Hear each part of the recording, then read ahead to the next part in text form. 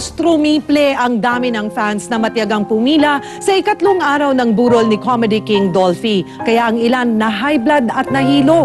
Ikwento mo, Trish Roque.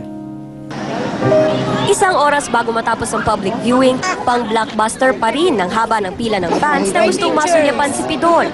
Kaya naman nagdesisyon ng pamilya Quizon na buksan sa publiko ang burol hanggang alas 4 ng hapon.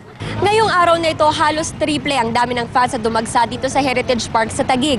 Mahigit 200 metro ang layo ng gate na ito mula doon sa chapel kung nasa nakalagak ang mga labi ni Dolphy.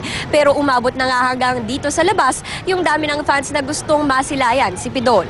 Ang 5 taong gulang na si Corazon, umabsent pa sa eskwela para makabisita kasama ang kanyang pamilya.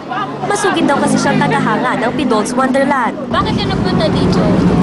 Kasi pumiss ko si Tito Dolphy. Ang 65 anyos naman na si Norma, kahit may diabetes, nagtyaga rin pumila. Nagpasama lang ako sa mga anak ko. Kahit galing sila sa trabaho. Si Rosita naman, gumastos pa ng mahigit 10,000 piso pang eroplano mula Surigao pa Maynila para lang makita si Dolphy. Okay lang, walang problema. Basta makakita lang ako, makapunta ako dito. Dahil sa biglang dami na bumisita, nahilo at tumaas ang presyon ng ilang fans na pumila. Nasa 14 na mga lolo't lola ang sumadya sa pwesto ng Rescue 5 dito sa Heritage Park para magpatingin at makiinom ng tubig. Marami pang fans ang inaasahang dadalaw sa burol ng Comedy King.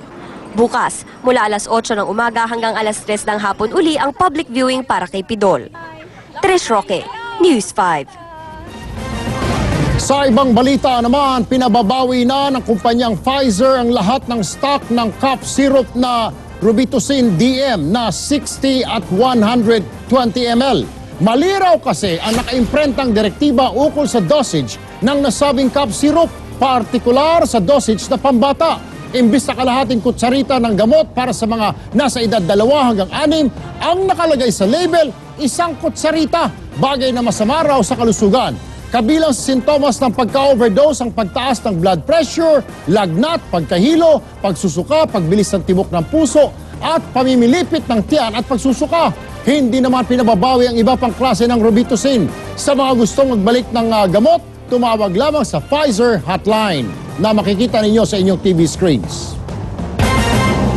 Sa bispiras ng kanyang kaarawan, naglunsad si TV5 Chairman Manny V. Pangilinan ng programa na naghihikayat sa pagtulong sa kapwa. Inilunsad ang Makabayan Volunteerism Program sa isang eskwelahan sa San Juan kung saan nanirahan noon si Pangilinan.